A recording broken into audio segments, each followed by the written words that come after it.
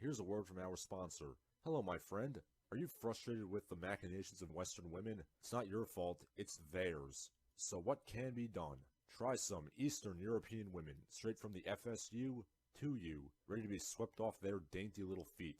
I mean, what else is she gonna do? Go out with some guy wearing a tracksuit? If you're interested, go to simplydating.com using the affiliate link provided in the video description.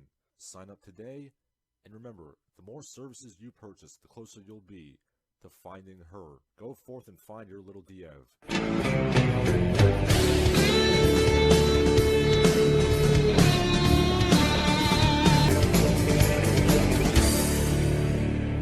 Hello, all you happy people. Larson here with a special edition of Kung Fail.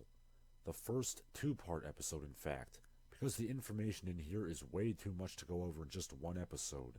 I do this episode with a slightly heavy heart because, well, the man did do some good stuff, and he is undoubtedly a member of the great pantheon of sweaty, greased-up sociopaths that is the American action canon. But, my god, has his life become an absolute clown show since 1996 or so?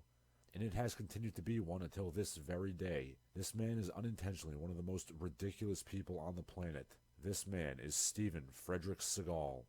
We all know him, we all love his earlier work, and we begrudgingly point and laugh at him now. But the absurdity that is Steven Seagal extends far beyond his crappy direct-to-DVD films or his crappy video game that I've already reviewed.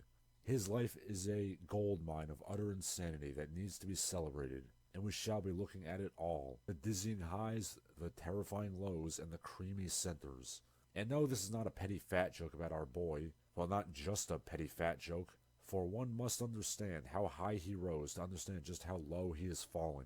Let us begin with his film and media career, his greatest glory, and the parts of his fall that are not, totally embarrassing. Steven Seagal was born in Lansing, Michigan to Samuel and Patricia Seagal. Note the pronunciations. His father was of Russian Jewish descent, and his mother was of Dutch and Anglo-Saxon heritage. That is important to remember because at various points, Steve-O has claimed, insinuated himself to be, or at the very least LARPed as being, Italian-American, Native American, Black, Mongolian, or Tibetan, but more on that later. In the early 1970s, sometime before changing the pronunciation of his name, because he saw an exhibit of Marc Chagall paintings, yes, I'm serious, he started studying Aikido at a Los Angeles dojo. His family moved there as a child, and he eventually moved to Japan to continue his study, also romancing and marrying the daughter of the school's master. They were married for 11 years from 1975 to 1986. Now that's pretty normal, but bizarre sexual proclivities will come up a lot, not so much in this video, but in the sequel.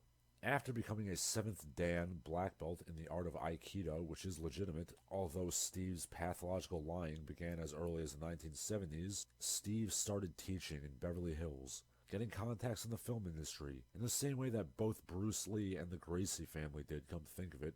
And it was there that Steve got his first and greatest stroke of astounding good luck. One of his students was Michael Ovitz, a Hollywood talent agent who was having a bit of a gamble with a friend. Ovitz was basically saying that talent is not necessary. Marketing, hype, and carefully controlled press can make anybody into a movie star. He set out to prove this, and who better to be a test subject than the 6'5" squinting charisma vacuum that was teaching him Aikido. And so, the film debut of Steven Seagal was the 1987 actioner Above the Law, which was a smash hit that was #1 at the box office. And here's where I think a lot of Steve's assholery comes from. He literally started his film career in a #1 smash hit movie where he was already playing an invincible ass kicker. Literally no other action hero does this. Bruce Lee started out as a child actor and then played a bunch of sidekick roles before getting a chance to be a leading man. Jackie Chan's film debut depicted him getting his ass handed to him in about 5 seconds and having his neck broken by Bruce Lee, as a matter of fact. Jean-Claude Van Damme's first movie role was an extra in the movie Breakin', and his first major role was as a villain who got his ass kicked in the end. Sylvester Stallone's first film role was, well, it was a softcore porno that he really tries hard to pretend didn't happen. Arnold Schwarzenegger's first film role was a leading man. It was a complete shit show that tanked at the box office. It wouldn't be for another 13 years that he got another chance to be a leading man. Steven Seagal was luckier than all of these. And not only was Above the Law very financially successful, It also got pretty solid reviews. Roger Ebert even gave it 3 stars. Another review refers to Steven as a devilishly handsome hunk. And then the next 3 movies Steven Seagal did were also #1 hits. I mean, to go from some dickhead in bare feet teaching martial arts to the most important man on the planet overnight, I gotta be honest, I don't blame him for letting it go to his head a little bit. I mean, I used to teach martial arts. Neither me or my compatriots woke up one day as the #1 box office draw in the world. No, we would actually usually wake up with mild chest colds due to children being absolutely filthy stink bags. But I digress. Anyway, Above the Law has Steve playing an Italian immigrant to the USA, who is also a former CIA agent that performed Black Ops in Laos. Italian and CIA agent are 2 things that Steve likes to pretend that he is, but more on that later. His next movie was Hard to Kill, most famous for this inspired scene. Money now and a lot more when I get in that office. You take that to the bank. I'm gonna take you to the bank, Senator Trent. To the blood bank. And this was a movie in which he starred with his then-wife Kelly LeBrock. Don't hate me because I'm beautiful. LeBrock was his 3rd wife. Wait, what? Okay, I promised I would keep this video strictly media-related, but the weird sex stuff is going to creep in here and there. Now, I told you that Steve-O was married to the Japanese woman from 1975 to 1986, and that's true. But in 1984, he was briefly married to Adrienne LaRussa. Not that his Japanese wife Fujitani knew, because he didn't tell her. This is, of course, bigamy, and it's big of him, too. Oh, I'm never going to get tired of that one. During his marriage to Fujitani, he started having an affair with Kelly LeBrock, which was the impetus for Fujitani's divorce of him. Whilst having the affair with Kelly LeBrock, he had a second affair, an affair to the affair, with LaRussa, which was the bigamous marriage. The bigamous marriage did not even last the entire year of 1984. The marriage to Kelly LeBrock lasted from 1987 to 1993, LeBrock citing irreconcilable differences as to why. So, yeah, let's talk about the movie itself. Hard to Kill is a good flick as far as action movies go. So is Marked for Death. And so is Out for Justice. The last of those being my personal favorite of the Seagal oeuvre. I mean, hell, I still try to shoehorn the phrase, "Whose hot dog is this, huh? Is it yours?" at least once a day in my conversations. Seagal's biggest hit was 1992's Under Siege, in which he plays an ex-Navy SEAL who stops a terrorist boat hijacking. Again, notice that he is playing a former Special Ops agent. Keep that in mind. In between Out for Justice and Under Siege, and by the way, notice that every one of these movies has a title that begs to be preceded by the phrase, Steven Seagal is. Steve hosted Saturday Night Live, and is almost unanimously regarded to be the worst host ever.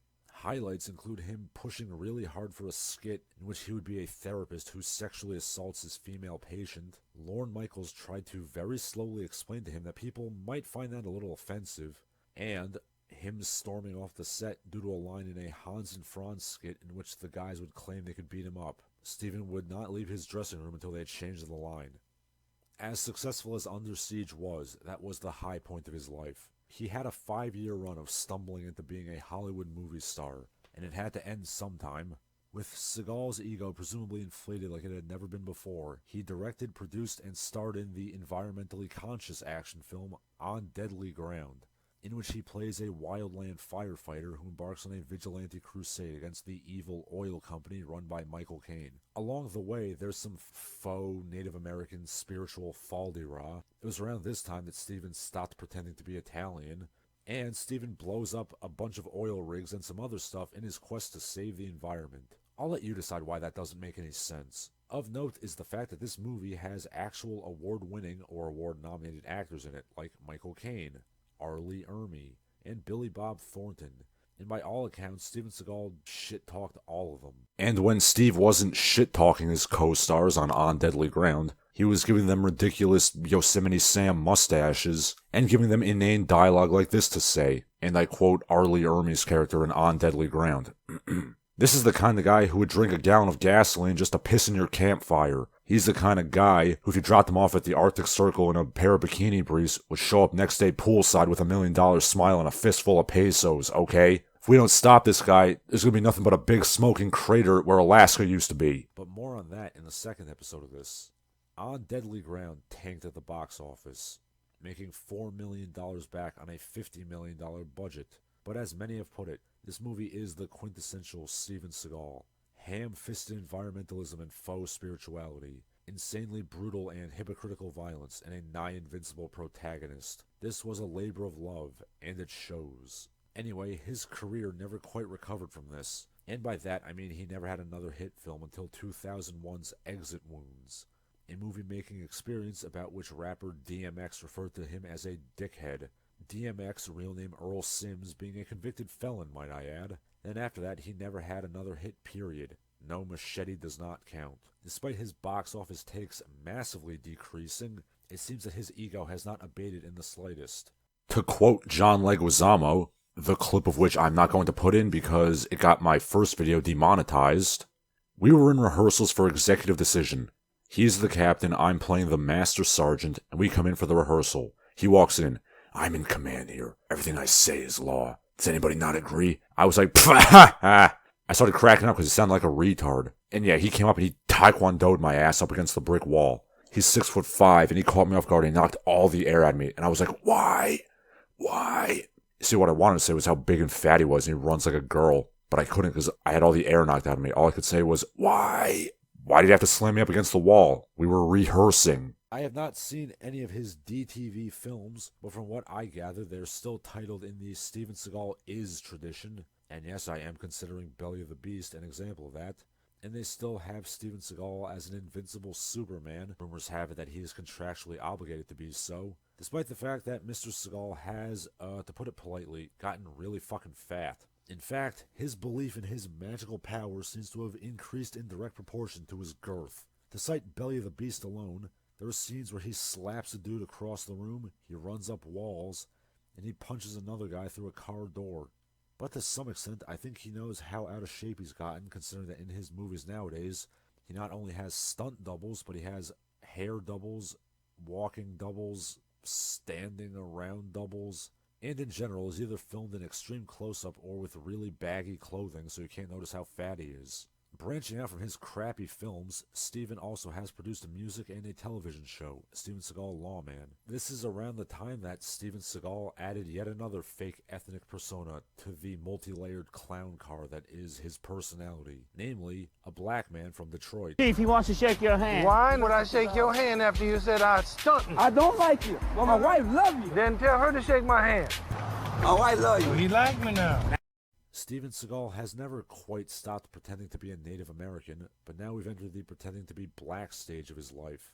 Hey, you know what? If it helps you be a more effective police officer, I can't judge too much, but did you have to put on the, urban accent? As mentioned previously, Steven Seagal has put out music, 2 albums to be specific, and I can understand the temptation. I am, after all, a mediocre martial artist and musician myself. Steve's musical career is pretty terrible, which you can find on YouTube or in my first video. I don't want to be demonetized. Instead, I want to read to you the lyrics of his song Strut. Girl, what you really want all night, me want the buddy, make me feel nice. Boy, what you really want all night, me want the punani, see for make nice. Him want the punani, and me know it nice. Think about just that, because her clothes are just as pretty, they're not just to cover her kitty. Me want the punani, and so forth. This is, of course, Steven's pretending to be Jamaican phase of his life. That's basically what Steve-O has been doing since his fall from grace. He has managed to get a small following loyal to him, including mixed martial arts fighters with questionable grasp on the English language, more on that next time, and they are by all accounts happy to see him portraying himself in vanity projects as an undefeatable Superman / enlightened wise man and master musician. But that's just part 1, because there's a whole lot more Seagal insanity to cover. This wasn't even the worst of it. We've just gone over the stuff everybody knows, his movie and media output. Part 2 is where things go really crazy. Assorted miscellaneous merchandise, forays into religion and politics, sex crime after sex crime after sex crime, and of course, the repeated instances of Steven making a complete ass of himself. And seeing that in the midst of recording this, I learned that he's recently published a spy thriller novel. This might have to go into part 3, but it will undoubtedly go into part 2. And that, dear viewer, will have to wait till next week. I'm Larson Halleck, and anybody see Richie? Anybody know why Richie did Bobby Lupo? Because there's a whole lot more Seagal insanity to cover. This wasn't even the worst of it. We've just gone over the stuff everybody knows, his movie and media output. Part 2 is where things go really crazy. Well, here's next time.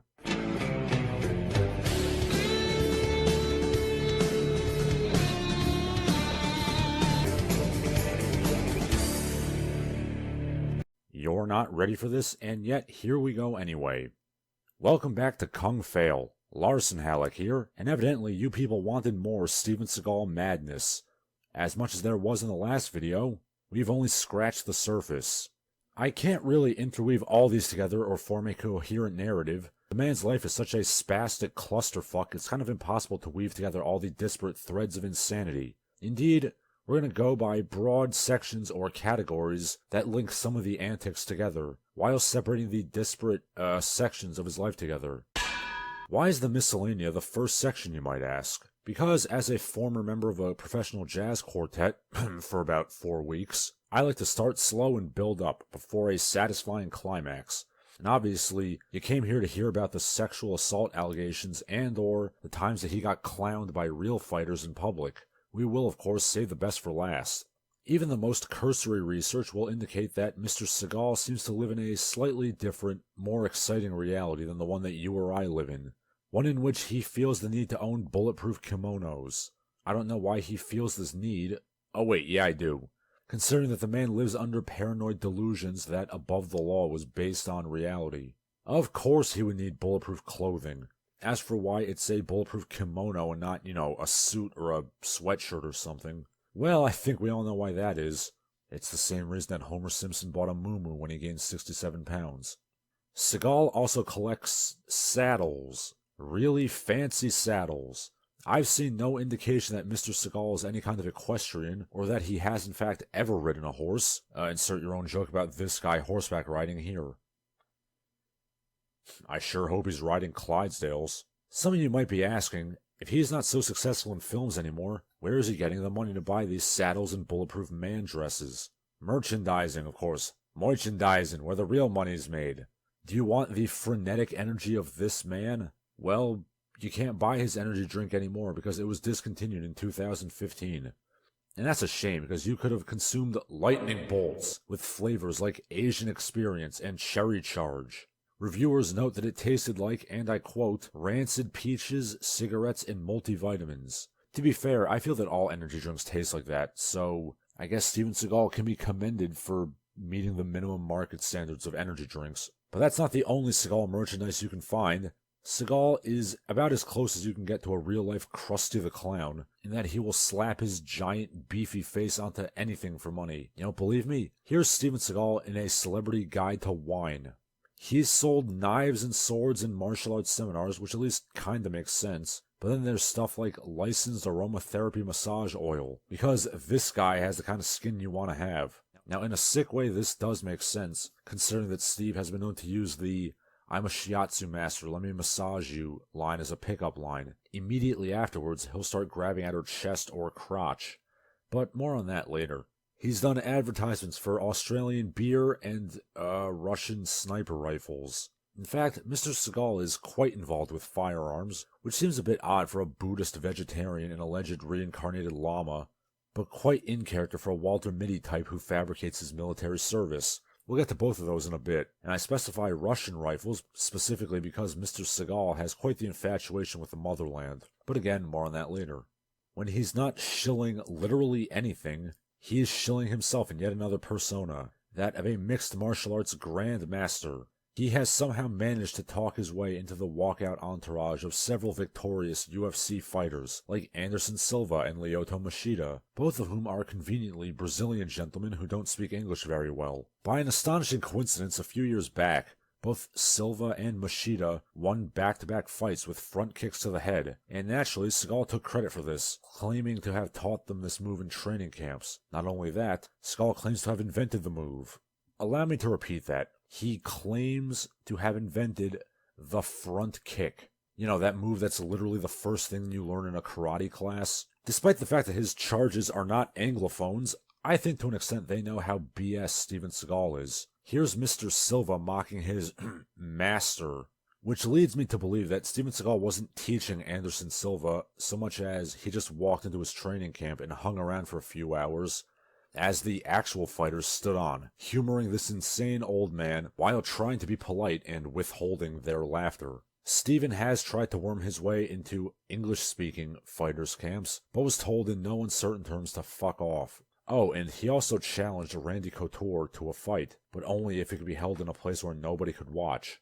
Draw your own conclusions. But I suppose MMA was a natural progression for Steven, considering that in his own mind, if nowhere else, he is a valiant military man and defender of America, and I quote, "I have risked my life for the American flag countless times." He has at various points claimed to be a former CIA agent, a former Navy SEAL, and a former mercenary. Naturally, none of this can be proven, nor can it be proven that he ever competed in martial arts competitions, which he has also claimed. It can, however, be proven that Steve co-opted elements of the life of actual CIA agent Bob Strickland and claimed them to be his own life. And of course, we all know that Steve has delusions of grandeur when it came to his artistic abilities. And I quote, "I just read the greatest script ever." Wow, Steve, that sounds pretty cool. Who wrote it? I did. But of course, this is the guy who genuinely thought he was making the world a better place by making On Deadly Ground. But I'm dancing around the point, which is to say that Steven Seagal has, at various points, claimed to have gotten advice from magical telepathic puppies to put out a dojo fire, and that his Japanese students worshipped him as a god, and for the love of God, I'm 100% serious here. You know, the francophone internet sphere occasionally likes to mock Jean-Claude Van Damme, who has admittedly pulled a few boners over the years. He said some weird things. In general, he seems to have a pretty loose command of verbal communication. But the thing is, Van Damme actually has been diagnosed with rapid cycling bipolar disorder. Like, the dude does actually suffer from a mental illness, so he at least has somewhat of an excuse as for why he acts the way he does. As far as I'm aware, Steven Seagal has no excuse for acting the way he does, other than just being an asshole. And no, despite what many people want, being an asshole is not a mental illness. Mr. Van Damme will come up a few times in this video, as he and Steve are both the solid B team of action heroes, plus the two guys genuinely despise each other in real life. And Van Damme has actually, competed in martial arts competition that can be verified, but more on the Seagal-Van Damme feud later. Not only does Seagal feud with Van Damme, he feuds with time and causality themselves. Look at how Steven Seagal has claimed to have been in an all-black blues band in Detroit in the 1950s. Just to clarify, Steven Seagal was born in 1952. But hey, I don't know. Maybe black blues bands were allowing 7-year-old white boys to join. Also worth pointing out is the fact that Steven Seagal has explicitly said that he doesn't keep track of space and time very well. Because when you're a pinnacle god beast like Steven Seagal, you don't need schedules. You live in the moment. Part 2, Religion and Politics. Mr. Seagal is quite involved in politics. I mean, he was, after all, a former Navy SEAL and CIA agent who based above the law on his own involvement with the Iran-Contra affair, or so he claims. At one point, he claimed to be running for governor of Arizona, but that appears to have fallen by the wayside of his new political role, being best buds with Vladimir Putin. Steven feels that Putin is the best world leader working today, and has such faith in him that he has written an open letter to him asking to support immortality and artificial body transplant research. Okay, Vladimir Putin is a martial arts master and a shrewd political manipulator, but I'm pretty sure that he can't single-handedly revolutionize the state of medicine, no matter what the Nazbol people think. Although, dare I say it, if Steven Seagal got a body transplant, he wouldn't need to diet or exercise, now would he? Steve has also been invited to do martial arts seminars in Russia. Naturally, this led to Steve becoming a Russian citizen in 2016, and Seagal's appointment as a goodwill ambassador on behalf of the Russian people. Now, I myself do support improving America's relations with Russia, but I'm not sure that this guy is the one to do it. As for religion, that's a whole nother can of worms. As we discussed, Mr. Seagal is a practicing Buddhist, albeit a somewhat idiosyncratic one. And by idiosyncrasy, I mean that he brings his usual delusions of grandeur to that as well. For starters, he claims to be, and has been proclaimed to be, a Tulku, a reincarnated Lama who denied nirvana to stay on Earth and help others achieve enlightenment. You may know this concept under the name Bodhisattva. This is unusual because most of these people are recognized as children and not while they're sweaty, middle-aged fat men. This may or may not have something to do with him paying a substantial amount of money as a charitable donation to this monastery, or lamasery rather. Never let it be said that Buddhist monks and lamas cannot be just as greedy, hypocritical, and corrupt as any Western priest. Seagal is also corrupt on a personal level. I'm not going to link it here because I don't want to be demonetized. Immediately after Steven Seagal was proclaimed to be a tulku, he walks into the room talking about how, the universe is in alignment and I feel so enlightened and everything that didn't make sense before now makes sense. Immediately afterwards, his assistant comes up. Hey Steve, your ex-wife just called. She can't bring the kids over this weekend. 180. You tell that fucking cunt! She better bring those kids over here. I'm gonna break her fucking neck! His religious beliefs even bleed into his films. An amusing anecdote from the set of The Glimmer Man has Steven abruptly deciding that karma says he can't kill the bad guy in the end. This is surprising due to the overwhelming brutality of his earlier work. So the scene was shot like this. Steven Seagal shoots Steven Tobolowsky. The squibs explode. Fake blood flies everywhere. His chest caves in. He very clearly dies, and then Steven just 80 yards in the line. Well, I'm sure glad I didn't kill that guy. Steve's Buddhism has also led him to becoming a vegetarian, which is nice, I suppose.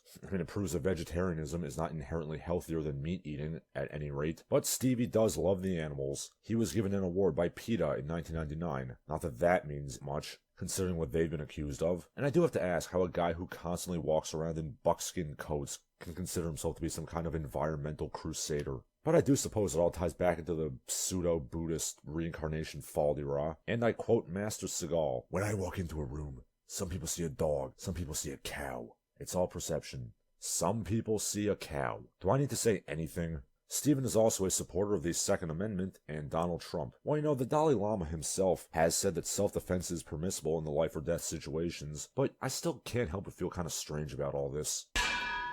I've been dancing around this for a while, but yeah, Steven Seagal is in general terms a complete dick to basically everybody. I've already discussed how both Saturday Night Live and John Leguizamo don't care for him at all, but it goes a lot deeper than that. How about the time his Lawman show used a tank to break up a cockfighting ring, killing 115 roosters and a dog in the process? Beyond that, Steve really has this overwhelming urge to be an alpha male to the point where he'll randomly kick stuntmen in the dick to test if they're wearing cups. To quote a stuntman on Exit Wounds, "I was training DMX on the soundstage and Seagal showed up and was throwing some guys around on the mats. I waited till he was finished and I walked over to introduce myself. I saw him rearing up, so I started standing sideways just in case he decided to kick me in the jewels. During the conversation, he moved to where I was standing so his hips would be square with mine. So while I was talking with him, I moved back to where I was kind of sideways again. He moved again to square up with me again. I'm thinking, this is not happening. So I switched to where my right foot was forward, turning sideways in the other direction. He had a look in his eyes as he squared up with me yet again. I politely smiled, folded my hands in front of my crotch, and I said I had to get going, and I walked away.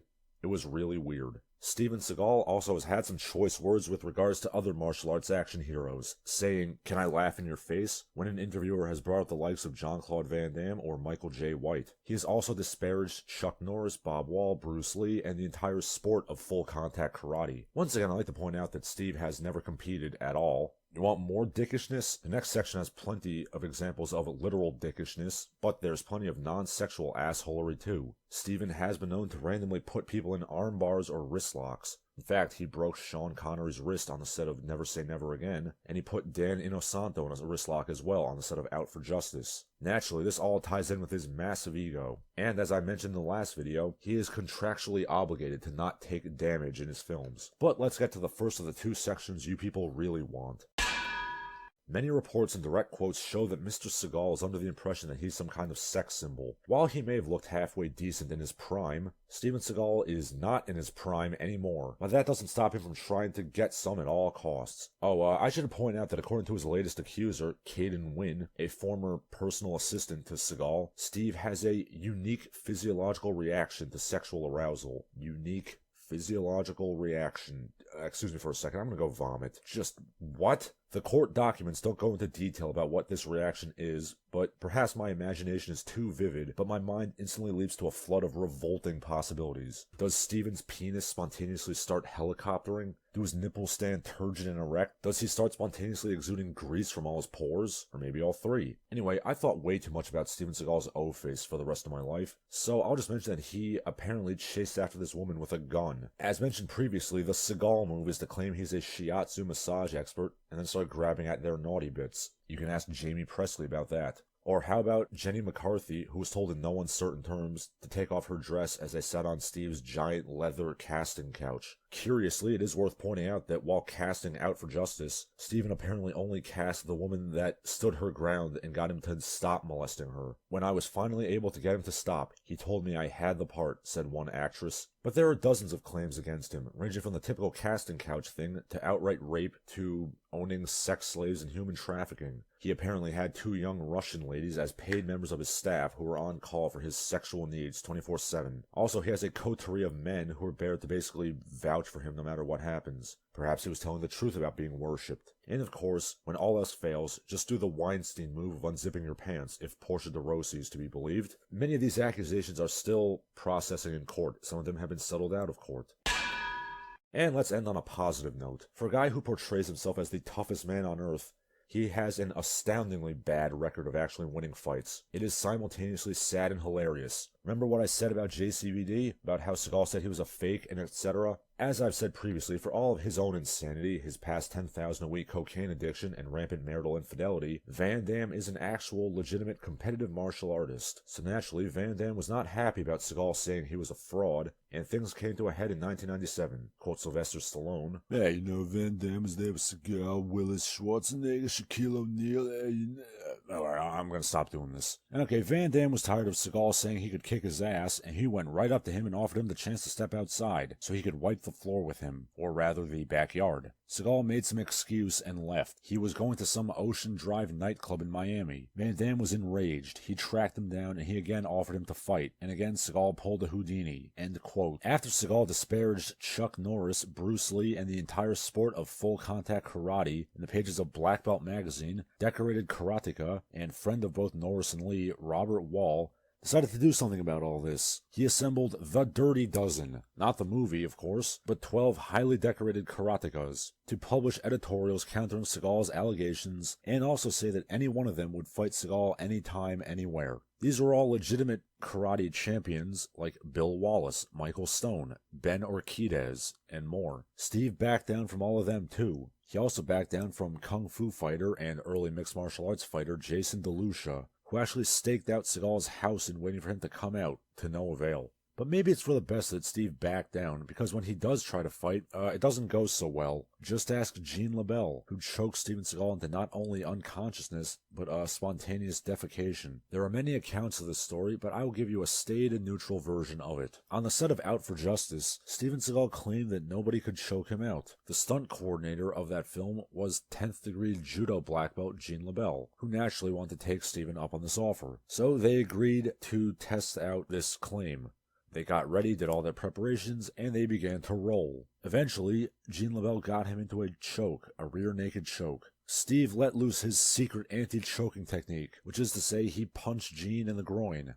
Gene withstood the pain and held the choke, and Steven went out unconscious, and then he proceeded to soil himself. Steve also picked a fight with professional wrestler Curt Hennig, doing the same move that he did to Sean Connery and Dan Inosanto, putting him in wrist locks surreptitiously. However, Hennig came up with an ingenious solution to this problem. Steve and him went to shake hands. Steve decided to put him in a wrist lock just to be a dick. Kurt squeezes his hand as hard as he could, and Steve falls to his knees in pain. I guess the whole Mr. Perfect thing wasn't just a gimmick. Coincidentally, Curt Hennig also enjoyed Colombian nose candy, so much so that it killed him in 2003. So considering Hennig and Van Damme, Seagal is 0 for 2 against crackheads. But I don't want to imply that Steven Seagal only makes an ass of himself in fighting contexts. No, in non-fighting contexts as well, he also makes a fool of himself. Let's hear about the time that he went scuba diving. And I quote Gary Goldman of Spy Magazine,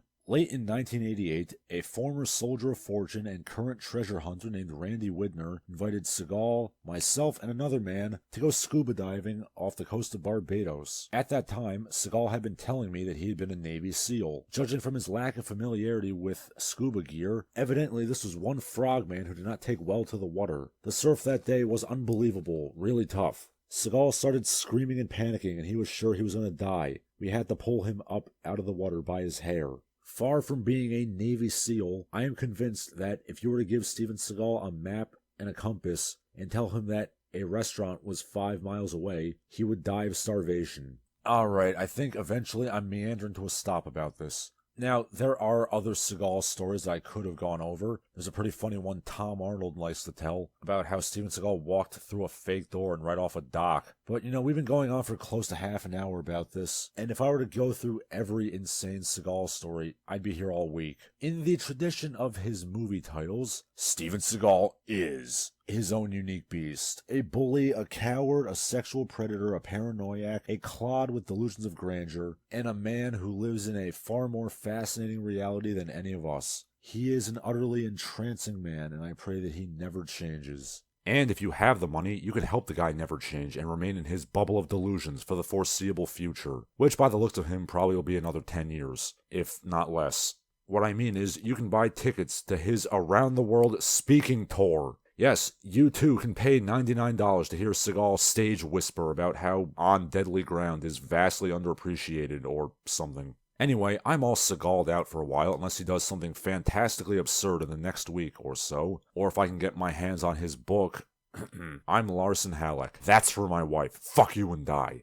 And now, a word from our sponsors. Hello, are you a fan of Larson Halleck and the Barbaric Gentleman? Of course you are, otherwise you wouldn't be watching. Would you like to help the channel grow? Would you like to help me out? If so, here's how you can. You can go to patreon.com/LarsonHalleck and join the ranks of these illustrious heroes. You can also go to www.paypal.me/LarsonHalleck to also donate some money. You can also buy my book. The Patreon, the PayPal, and the link to my book are all found in the video description. You can also follow me on Twitter or on Instagram. I no longer advertise my Gab because Gab sucks. Otherwise, enjoy, keep watching the videos, and spread the word.